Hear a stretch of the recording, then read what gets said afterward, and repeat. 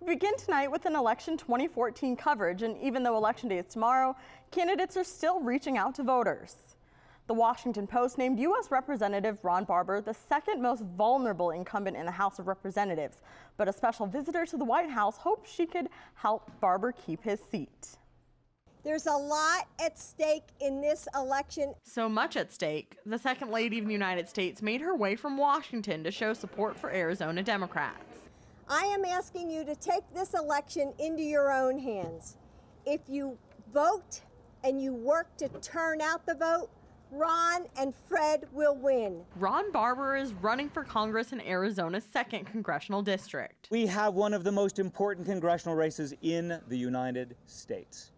We all know it. The whole country knows it. Arizona's 2nd Congressional District is a battleground district, which means an almost even number of registered Democrats and Republicans. This isn't the first time there's been a fight for the seat. Every election we've had for the last several election periods has been won by the early ballot, and we are assuming we're going to do that again. Representative Barber won the last election in 2012 against his opponent Martha McSally by only 2,452 votes, but he hopes the strong Democratic stance on education will help him win. Many issues that separate me and my opponent, but one is clear. Funding our schools. No more cuts. As an educator and As Second Lady, as a mother, and as a woman, I am asking all of you here today to step up. Arizona also has one other battleground district, Congressional District 1, where Republican Andy Tobin is looking to challenge Ann Kirkpatrick for her seat in Congress. Reporter Lacey Darrow joins us with a look at how the GOP is preparing for tomorrow. Lacey? I can definitely tell you that the GOP did not slow down this weekend in preparation for tomorrow's elections.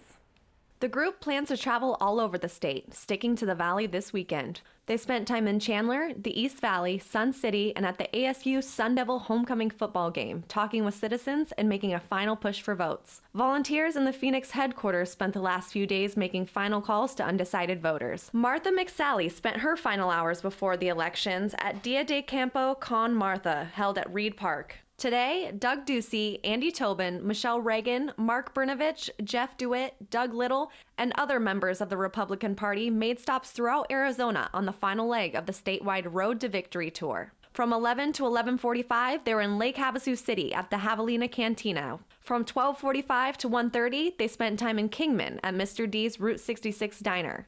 And from 3:45 until just a few minutes ago, they were in Flagstaff, where they just finished up a victory rally at the GOP Victory Office.